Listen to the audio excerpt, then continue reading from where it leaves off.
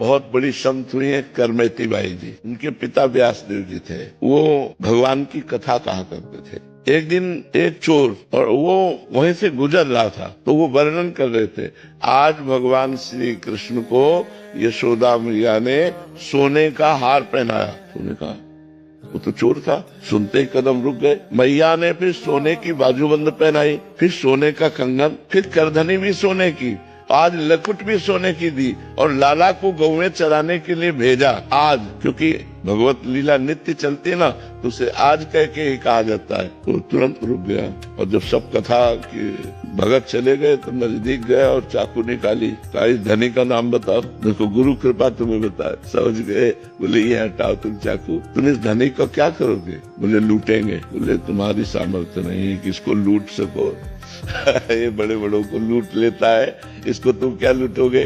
बोले बताओ। मैं कसम खाता हूँ तब तक मैं पानी नहीं पीऊंगा जब तक इसको लूट नहीं लूंगा, क्योंकि आज तक मैंने जो ठाना है वो किया है। बोले अब हम बता देंगे। ये वृंदावन में रहता है, इसका नाम श्याम सुंदर है और ये नित्य गौवें चराने जाता है अपने सखाओं के साथ। बोले निश्चित लूटूंगा। बोले सुनो, अगर लूट तुम्हारी धमकी से ना कब्जे में आवे तो माखन मिश्री दी, और कहा माखन मिश्री उसे खवा देना, फिर लूट लोगे तुम। अब वो नंगे पैर वहां से वृंदावन का पता लगाते हुए आया। उस समय तो जंगल ही जंगल, और उसने सोचा जंगल में ही गाय चराने आएंगे। श्याम सुंदर, श्याम सुंदर। अब 3-4 दिन हो गए थे, पानी नहीं पिया था। श्याम सुंदर। भगवान लीला बिहारी कब किस पर कृपा कर दे। तो दिखाई दी सैकड़ों दिव्य गौवें और सखा पुकार रहे थे, ए श्याम सुंदर देख तेरे को कोई पुकार रहा है। प्रभु उसके पास गए। बोले क्या है रे, काहे को पुकार रहा है? बोले तुम कौन हो? बोले हमारा नाम श्याम सुंदर है। और ठीक वही आभूषण पहने थे जो व्यास जी वर्णन कर रहे थे,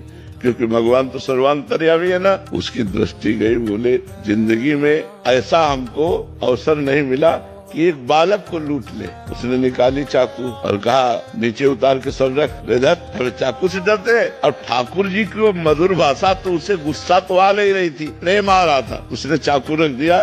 बोला हमारा नाम नहीं सुना होगा, अच्छे अच्छे डरते हैं हमारा नाम सुन के। बोले क्या तेरा नाम है?